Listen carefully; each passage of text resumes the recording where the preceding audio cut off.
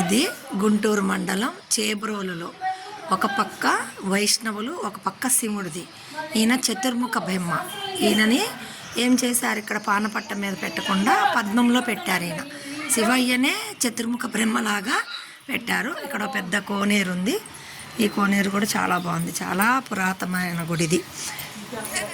ఎంత పెద్ద పురాతనమైన గుడి అంటే అంత పెద్ద పురాతనమైన గుడి ఇది.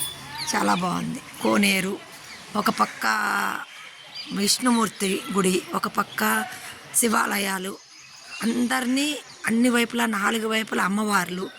దీన్ని అష్టదిగ్బంధనం చేశారంట. ఈ బ్రహ్మగుడిని చతుర్ముఖ బ్రహ్మగుడి అని చెప్పి దీన్ని అష్టదిగ్బంధనం చేశారంట. ఇక్కడ ఇది చేబ్రోలు గుంటూరు జిల్లా చేబ్రోలులో ఉంది.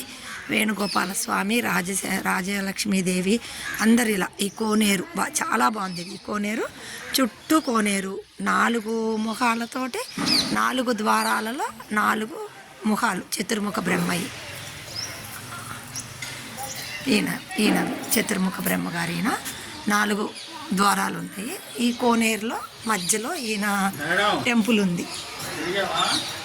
ఈయన టెంపుల్ ఉందన్నమాట. ఇది చతుర్ముఖ బ్రహ్మగారిది.